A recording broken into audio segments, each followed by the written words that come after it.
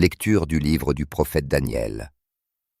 En ces jours-là, les hommes qui avaient comploté contre Daniel se précipitèrent et le surprirent en train de prier et de supplier en présence de son Dieu. Ils allèrent trouver le roi et lui dirent : « N'as-tu pas fait mettre par écrit cette interdiction ? Tout homme qui, dans les 30 jours à venir, adressera une prière à un dieu ou à un homme autre que le roi, sera jeté dans la fosse aux lions. » Le roi répondit : « Oui, c'est la décision que j'ai prise, et, selon la loi des Mèdes et des Perses, elle est irrévocable. » Ils dirent alors au roi : « Daniel, un des déportés de Juda, ne tient compte ni de toi, ni de ton interdiction, ô roi. 3 fois par jour, il fait sa prière. » Oh. En apprenant cela, le roi fut très contrarié et se préoccupa de sauver Daniel. Jusqu'au coucher du soleil, il chercha comment le soustraire à la mort. Les mêmes hommes revinrent à la charge auprès du roi. « N'oublie pas, ô roi, que, selon la loi des Mèdes et des Perses, toute interdiction, tout décret porté par le roi est irrévocable. » Alors, le roi ordonna d'emmener Daniel, et on le jeta dans la fosse aux lions. Il dit à Daniel : « Ton Dieu, que tu sers avec tant de constance, c'est lui qui te délivrera. » On apporta une plaque de pierre, on la plaça sur l'ouverture de la fosse. Le roi la scella avec le cachet de son anneau et celui des grands du royaume, pour que la condamnation de Daniel fût irrévocable. Puis le roi rentra dans son palais. Il passa la nuit sans manger ni boire. Il ne fit venir aucune concubine. Il ne put trouver le sommeil. Il se leva dès l'aube, au petit jour, et se rendit en hâte à la fosse aux lions. Arrivé près de la fosse, il appela Daniel d'une voix angoissée. « Daniel, serviteur du Dieu vivant, ton Dieu, que tu sers avec tant de constance, a-t-il pu te faire échapper aux lions ?» Daniel répondit : « Ô roi, puisses-tu vivre à jamais. Mon Dieu a envoyé son ange, qui a fermé la gueule des lions. Ils ne m'ont fait aucun mal, car j'avais été reconnu innocent devant lui, et devant toi, ô roi, je n'avais rien fait de criminel. » Et le roi ressentit une grande joie et ordonna de tirer Daniel de la fosse. On l'en retira donc, et il n'avait aucune blessure, car il avait eu foi en son Dieu. Le roi ordonna d'amener les accusateurs de Daniel et de les jeter dans la fosse aux lions, avec leurs enfants et leurs femmes. Or, avant même qu'ils soient au fond de la fosse, les lions les avaient tapés et leur avaient broyé les os. Alors le roi Darius écrivit à tous les peuples, nations et gens de toute langue, qui habitent sur toute la terre. Que votre paix soit grande. Voici l'ordre que je donne. Dans toute l'étendue de mon empire, on doit trembler de crainte devant le Dieu de Daniel, car il est le Dieu vivant, il demeure éternellement. Son règne ne sera pas détruit, sa souveraineté n'aura pas de fin. Il délivre et il sauve, il accomplit des signes et des prodiges, au ciel et sur la terre, lui qui a sauvé Daniel de la griffe des lions.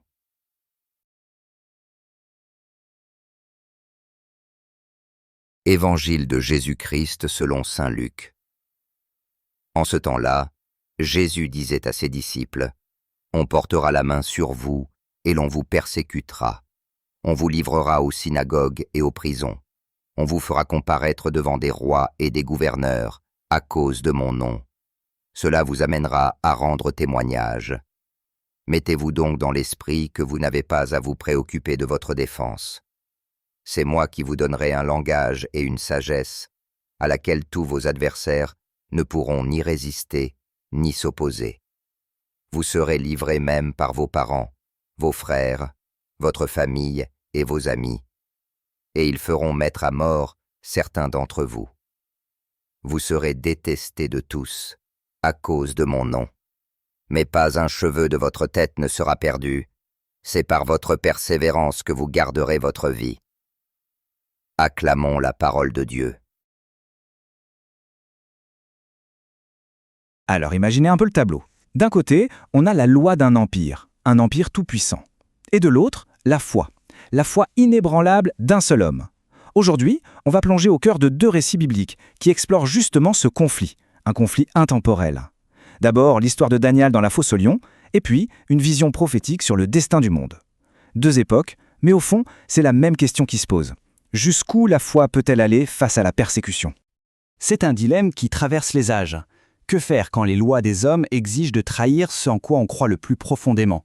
C'est exactement le piège qui est sur le point de se refermer sur notre premier protagoniste. On est à Babylone, au cœur même du pouvoir. Et là, il y a Daniel, un exilé de Judée qui a la faveur du roi. Forcément, une telle position, ça attise la jalousie de ses rivaux. Le problème pour eux, c'est qu'ils n'arrivent à trouver aucune faille dans son travail. Alors, ils décident de retourner sa plus grande force contre lui, sa foi. Leur plan est d'une simplicité diabolique. Ils vont voir le roi Darius et le persuadent de signer un édit. Pendant 30 jours, interdiction totale de prier un autre dieu ou un autre homme que le roi. Sauf que ce n'est pas une loi ordinaire, non, c'est une loi des Mèdes et des Perses. Il faut imaginer une loi gravée dans la pierre, impossible à effacer. Même le roi qui l'a signée ne peut plus revenir en arrière. En fait, le roi devient prisonnier de sa propre signature. Le piège est tendu. Et Daniel, lui, fidèle à ses habitudes, il ignore complètement l'édit. 3 fois par jour, comme il l'a toujours fait, il ouvre ses fenêtres et il prie son Dieu, à la vue de tous. Ses accusateurs n'attendaient que ça. Ils se précipitent chez le roi. Et ils ne viennent pas accuser, non, ils viennent juste constater. Leur plan a marché à la perfection. La dévotion de Daniel est devenue la preuve de sa trahison. Pour le roi, la nouvelle est un véritable coup de poignard. Il comprend tout de suite qu'il s'est fait manipuler. Là, ce n'est plus seulement la vie de Daniel qui est en jeu, c'est la parole du roi, c'est l'intégrité de la loi elle-même. Et la sentence, elle est terrible. Et surtout, elle est maintenant inévitable. Le mécanisme de la loi s'enclenche, il est implacable. Le roi passe toute la journée à chercher une sortie, une faille juridique, n'importe quoi, mais en vain. La loi qu'il a signée le paralyse. Chaque étape, de l'accusation formelle jusqu'au sceau royal qu'on appose sur la pierre de la fosse, tout confirme que la sentence est irrévocable. Pour Daniel, tout édumène est désormais impossible. Ce sont les derniers mots que le roi adresse à Daniel. Des mots qui sont pleins d'angoisse, bien sûr, mais aussi d'un espoir un peu fou. C'est quand même ironique, non ? Le monarque le plus puissant du monde, coincé par sa propre loi, qui n'a plus qu'une seule solution, compter sur le Dieu de son serviteur qu'il vient de condamner. Pour le roi, cette nuit, c'est une véritable torture. Son palais devient une prison. Pas de nourriture, pas de sommeil. Rien ne peut apaiser son tourment. L'affaire n'est plus politique, elle est devenue une crise de conscience, une vraie. Et il attend l'aube, rongé par le remords et l'angoisse. Dès les premières lueurs, le roi se précipite vers la fosse. C'est le moment de vérité. La loi des hommes a rendu son verdict. Mais maintenant, qu'en est-il de la justice divine ? Sa voix, nous dit le texte, est angoissée. Ce n'est pas vraiment l'appel d'un roi, c'est le cri d'un homme qui espère contre tout espoir. Et sa question, ce n'est pas juste pour Daniel, c'est un test pour sa propre vision du monde et pour l'avenir de son royaume. D'abord, le silence. Et puis, du fond de la fosse, une voix s'élève. C'est Daniel.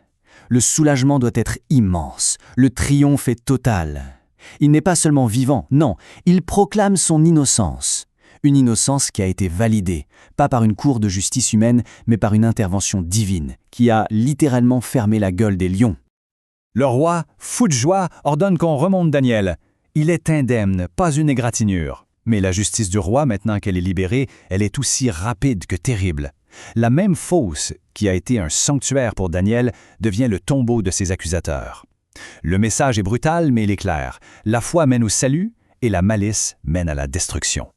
L'épreuve se termine par une transformation complète. Le roi Darius, qui a été témoin du miracle, publie un nouveau décret. Et cette fois, ce n'est pas une loi qui piège les fidèles, mais une proclamation qui honore leur Dieu. L'épreuve d'un seul homme a changé le cœur de tout un empire. Mais alors, que se passe-t-il lorsque l'épreuve ne concerne plus un homme, mais le monde entier ? Alors, on quitte l'épreuve individuelle de Daniel pour élargir complètement la perspective. Parce que cette idée d'un test de foi, on la retrouve dans une autre partie de la Bible. Mais cette fois, à une échelle cosmique. On passe d'une fosse à Babylone à une prophétie sur le sort de l'humanité. Ici, le thème de l'épreuve change radicalement d'échelle. Il ne s'agit plus d'un homme face à des lions, mais bien de toutes les nations du monde face à une période de chaos et d'angoisse absolument sans précédent dans l'histoire. La vision est apocalyptique. On parle de guerre, de catastrophe cosmique. Le texte dépeint un monde où tous les repères s'effondrent. Le soleil qui s'obscurcit, la mer qui se déchaîne. C'est une atmosphère de peur, d'incertitude totale, où l'humanité semble complètement livrée à elle-même. Mais, et c'est là que le parallèle avec Daniel est vraiment saisissant, au cœur de cette vision de chaos se cache une promesse de salut. Le but de ces prophéties, en fait, ça n'a jamais été de terrifier, mais de préparer les esprits à l'espérance.